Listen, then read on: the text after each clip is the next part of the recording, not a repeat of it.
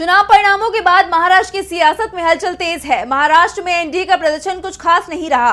एक तरफ केंद्र में मंत्रालयों के बंटवारे के बाद फूट की खबरें सामने आ रही हैं, तो वहीं अब महाराष्ट्र में भी उठापटक जारी है। इस बीच शरद पवार ने एक बड़ा बयान दिया है, जिससे बीजेपी मुश्किल में आ गई है।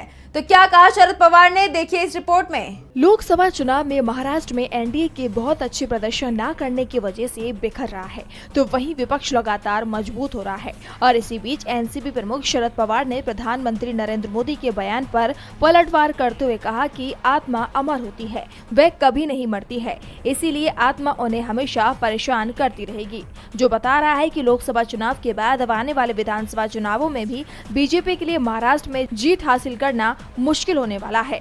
इसी के साथ पवार ने पीएम मोदी के चुनाव में मिली कम सीटों पर भी निशाना साधते हुए कहा कि क्या उनके पास तीसरी बार सरकार बनाने के लिए जनादेश है। इस बार बीजेपी बहुमत हासिल करने से चूक गई है और सरकार बनाने के लिए उसे एनडीए का सहारा लेना पड़ा, क्योंकि बीजेपी के पास 240 सीटें हैं, जबकि बीजेपी को 272 सीटों की जरूरत थी। ऐसे में क्या मोदी को पीएम पद की शपथ लेने का जनादेश मिला था? क्या देश की जनता का जनादेश नरेंद्र मोदी के साथ है? चुनाव परिणाम स्पष्ट रूप से बता रहे हैं कि मोदी के पास बहुमत नहीं है और उन्हें टीडीपी और जेडीयू की मदद लेनी पड़ी सरकार बनाने के लिए। बता दें कि लोकसभा चुनावों में महाराष्ट्र में अकेले ही शरद पवार की पार्टी ने 10 सीटों पर चुनाव लड़कर 8 सीट जीती है और अब शरद पवार विधानसभा चुनावों की तैयारी में जुटे हुए हैं।